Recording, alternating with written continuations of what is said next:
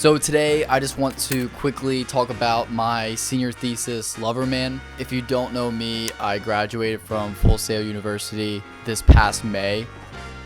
And the last month at Full Sail is completely dedicated to creating your own crew and making a short film. That was one of the problems that we ran into, is obviously everybody in our class was shooting their own projects. So me and Beck couldn't find many people to help us out every day. So we had like people come in one day for a few hours, and it was a little bit of a mess, but it worked. The first thing I want to go over is how we kind of got the look of this film. I think the biggest thing that I wanted to do was not create a completely natural looking film. As you can tell from some of these shots, like especially one of my favorites, the first time that we see the female actor, there's like a spotlight effect that happens with sound effects, and going for that kind of like dream-like look helped the story. Another thing that helped with that was using a black Pro Mist filter, which I'm using right now. What that does is it gives the highlights a little bit of a bloom effect, so it makes things look a little less unnatural and more filmic. Another thing that I did was, like I said, we shot this on Alexa, so that was really awesome. We could manipulate the footage and post a lot. And another thing that gave us this kind of specific look for this film was shooting on the Zeiss Super Speeds. I forget what year and set they were, but they went to like T1.4, which is crazy. And I chose the Super Speeds because I wanted the most shallow depth of field as I possibly could get, because one of the problems that we had when shooting this was we had to basically build our own set, and we didn't have a dedicated production designer or a team for that. An art team. We did not have an art team. It came out decent, but it obviously could have been a lot better. So we needed the Super Speeds to kind of put more focus on the characters and less of the background, because if you watch this film and you think about it, the sets are not perfect, and we needed to cover that up. And obviously it helps the story because this story is incredibly character driven, so that's another reason why is I wanted the focus to be on the emotion of our characters at all times. So if you look at the film, you can tell that we shot at a very shallow depth of field to put emphasis on the emotions. And another thing that we did for this film was put this in 3x4. Going to film school, that's a huge thing that I learned. Was a big difference between a student film and a real short film or feature, whatever, is putting money and time and resources into your production design. In student films, production design is not first priority, when it should be a massive priority to make your films look more professional. The next thing I want to talk about is just the lighting. We had to basically shoot all the scenes in 2 days, and we had 4 days to build the set and set dress it, and it was crazy. Like, it was we were way too tight on time. Thank God that we finished it, because we almost didn't, and time was like insanely tight. This is normal for productions, but I had to cut some like special lighting things that I wanted to do to make scenes look amazing, whatever, but I had to cut some ideas out to save time. So basically this entire film is lit with book lights and Source 4 lights. So obviously the overall film has a softer look to it, and that's because that's emphasized with the black Pro Mist, and I wish we could use haze. I don't know if you guys can see this, but like there's like crazy rays in the back right now. It's super cool. Anyway, it is a softer lit film.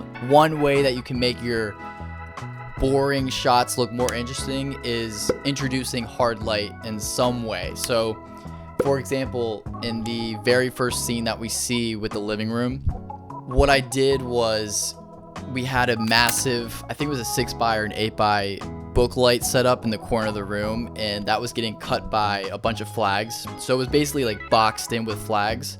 So it was a little bit sourcey. And then you could tell in the wide shot with the 2-shot, in the foreground, you can tell that there's a light on that table from a Source 4. And both of the actors in this, there's 2 Source 4s hitting their shoulders. So it's like you have that nice soft light from the book light, and then you have a kind of backlight scenario using Source 4s. This kind of look might not be the most natural and look the most natural, but that's not what we were really going for in this film, and that's not what the story called for. So another scene I want to talk about is my favorite shot from the film, and that is the party scene. So this entire scene was shot with book light, and the Alexa was on a big dolly the whole time. I needed to make sure that every single scene looked like it belonged to the same film, which is something that I haven't really practiced before. An element that I used was repeating camera movement for different scenes, and I think it gives this short film a little bit more personality, and yeah, I think it worked really well. I'm pretty sure he is getting lit by a big book light that we cut with flags just to make it look more appealing. And then you can tell there's like this orange hard light on the back wall that's getting cut, and that is a Source 4 with a weird like tungsten-y party gel on it, and I thought the color was really cool, and again emphasize that unnatural dreamlike kind of look. So that whip pans over, and then we see the shot of the girl, and this is the only shot in the film that like we had time for to do like something cool. So when she enters the frame, we are reusing that book light that's really low, and then the other side of her face is being lit by just a practical bulb that's on that shelf. What we're doing here is we have every single light on a dimmer. So the book light is on a big dimmer, and we basically, when she enters, we timed it so it dims down, and then we put a Source 4 in the corner of that room and dimmed it up, so we timed it right with like her cigarette or whatever. And I think it turned out really cool, and I'm going to show you guys some different takes that we had. So it did take a while to get this right, which is why the time, and we had to keep things incredibly simple because this was a school project, and obviously the school resources, we needed to be really quick because we did not have first dibs on that set. So we got really lucky in that regard.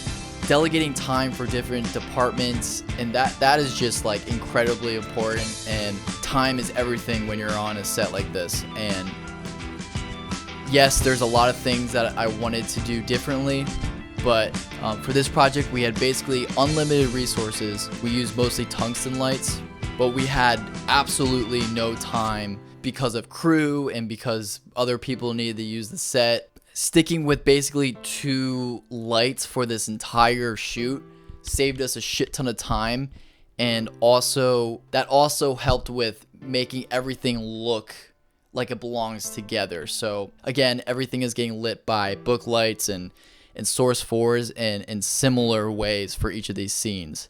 I didn't want to go too in depth with this because I will talk about what we did forever, and I want to leave that up to you guys if you're interested at all. If you're watching this and have watched the film and you have any questions on how we did anything, then just send me a DM on Instagram or just comment below, and I'll answer any questions you guys have about shooting that film. And yes, there's very obvious mistakes, but that's what a student film is for. So that's going to be it for this week's video, and I'll see you guys next week. Adriana, huh? Yeah, I think I've heard of her once. She's my second. My cigarettes. Oh, okay. But if he comes near you again, run, because he's like a nice guy, you know.